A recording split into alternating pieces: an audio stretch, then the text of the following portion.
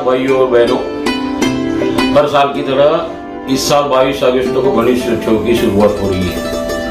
Corona के कारण सरकार की तरफ से नियमों का पालन करते हुए कई बंधन इस साल लगाए हुए हैं। बड़े बड़े पंडाल नहीं बनेंगे, भीड़ नहीं होगी, डिस्टेंस का पालन किया जाएगा, मास्क का उपयोग किया जाएगा। ऐसे कई बंधनों से गुजरते हुए भक्तजन गणेश उत्सव को साझा करने जा रहे हैं। कई घरों में गणेश उत्सव 1 दिन तक विराजते हैं, 3 दिन रहते, 5 दिन रहते, 7 दिन रहते, लेकिन ये उत्सव की समाप्ति पूरे 10 दिन रखने के बाद ही होती है।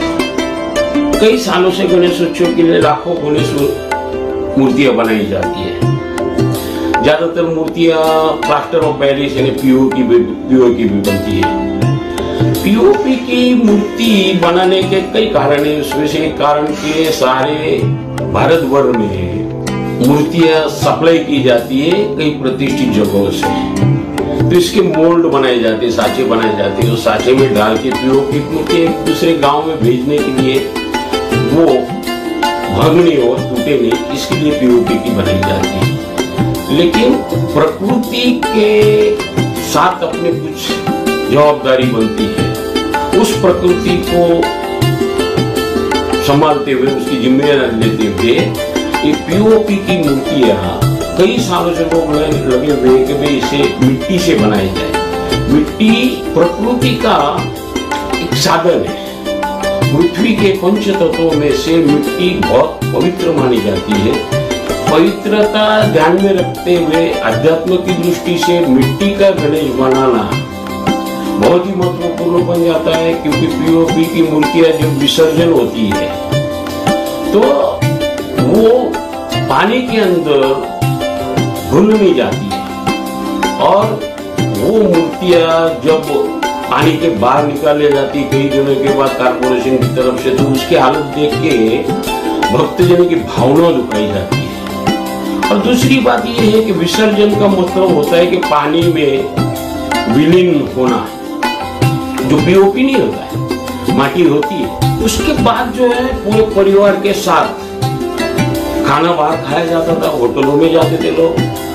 तो ये कोरोना के कारण ये हालत है कि कोई पंडाल नहीं, कोई झांकी नहीं, कोई डेकोरेशन नहीं, कोई भव्य मूर्ति नहीं। और इस वेदना के साथ भक्त जो है थोड़े दुखी तो होते ही है। इस त्योहार दरमियान दूसरी एक चीज ऐसी है कि जितने भी व्यापारी व्यवसायिक है वो फिर फूल बेचते हो, खिलौने बेचने वाले हो, कई भगवान की मूर्तियां बेचने वाले हो, फ्रेम बेचने वाले हो, फल फूल बेचने वाले हो, कई सारी वस्तुओं को बेच के अपने दुकान से इस 10 दिन के दरमियान अपने परिवार का गुजरान चलाने का साल भर का कमाई वो इस 10 दिन में करते थे। इस कोरोना के कारण वो सारा बंद हो गया है, उनका कोई धंधा नहीं हो रहा है। लाखों रुपए का ये कारोबार बिल्कुल बंद हो गया है। मंदिरों में इन दिनों कई भक्तजन रुपयों का दान करते थे, गहनों का दान करते थे, कपड़ों का दान करते थे, गरीबों में खाना बांटते थे, कई सारी विधियां करते थे, कई सारी सेवाएं करते थे। रक्तदान का शिविर लगाया जाता था, लोगों की सेवा करने हेतु कहीं चीजें उपलब्ध कराई जाती थी। इस कोरोना काल की वजह से वो मंदिरों की भी आवक बंद हो गई। वहाँ जो मंदिरों के आजू बाजू में रहने वाले जो भिक्षुक है उनकी भी हालत खराब है। अब इस दरमियान बड़े बड़े पंडाल में, बड़े बड़े मंदिरों में, जैसे सिद्धिविनायक मंदिर है, डब्ल्यूसीएल वैकुंठ के गणपति, ऐसे बहुत बड़े बड़े मंदिरों में कई कंपनियों के बैनर, पोस्टर्स जाहिरात के तौर पर लगाए जाते थे, और उससे लाखों करोड़ों रुपए की आमदनी होती थी। वो मंदिर को जाती थी, पंडाल वालों को जाती थी, व्यवस्थापन वालों को जाती थी, और उसमें वो साल भर का जो उनके खर्चे होते हैं वो सारे निकालते थे। कई व्यवस्थापन वालों ने तो ये भी किया हुआ है कि वो जो बचे हुए पैसे रहते हैं उसमें से उन्होंने गरीबों को सस्ते दर में लोन मिले, अपने भक्तों को लोन मिले, कार्यकर्ताओं को लोन मिले, इस हिसाब से बैंक को भी खुली हुई, कई बैंक खुली हुई है और वो बैंक का कारोबार सुधर चलता है। उसकी जो आवक होती थी, उसके लिए जो पैसा आता था, वो सारा बंद हो गया कोरोना काल में।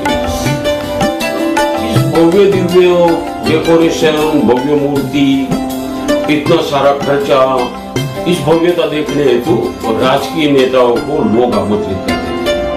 उससे एक अपनी वो शान भी रहती थी, नेताओं का दर्शन भी हो जाता था, भक्तजनों का आनंद आता था, कार्यकर्ताओं का आनंद हो जाता था। और नेतागण क्या करते थे कि अपने वोटर्स और कार्यकर्ता को ध्यान में रखते हुए, उनका सम्मान करते हुए ये पंडाल में दर्शन करने जरूर आते थे। शहर में जितने भी गणेश उत्सव अपने एरिया में हर कोई नेता उसको जाता था, लोग अच्छा भी मानते थे। इस कोरोना के कारण ना तो नेताओं को आमंत्रित किया जाता है, सामाजिक बड़े लोगों को आमंत्रित किया, धार्मिक बड़े लोगों को आमंत्रित किया नहीं जाता है। और उनकी तरफ से भी ये सूचना है कि भाई गणेश उत्सव जो है सार्वजनिक गणेश उत्सव करना नहीं, पंडाल बांधने नहीं, अपने अपने घर में करना है, तो अपने घर में सदस्य के साथ करना है। तो लोग भी भक्ति भाव से ये कोरोना के संकट होते हुए भी भक्ति भाव से गणेश उत्सव साजरा कर रहे। तो भाइयों और बहनों, आप सभी को इस गणेश उत्सव की मैं शुभकामना देता हूँ। गणेश जी से प्रार्थना करता हूँ कि ये कोरोना महामारी का संकट आप किसी को भी ना लगे, किसी को भी कुछ आपत्ति ना आवे और सही तरीके से आपका जीवन सफल रहे और सदा सुखी रहे, यही मनोकामना है, यही गणेश जी से प्रार्थना है। धन्यवाद।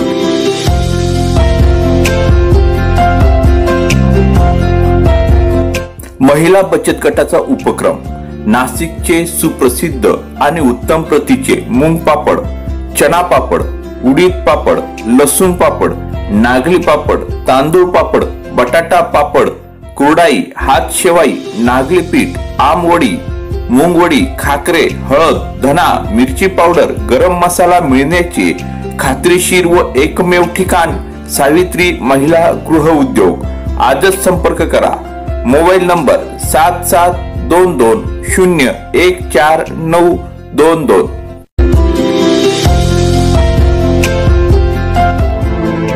आपली बातमी आपल्या हातात। चॅनल शेअर करा, लाईक करा, Shabdganga news point channel subscribe करा।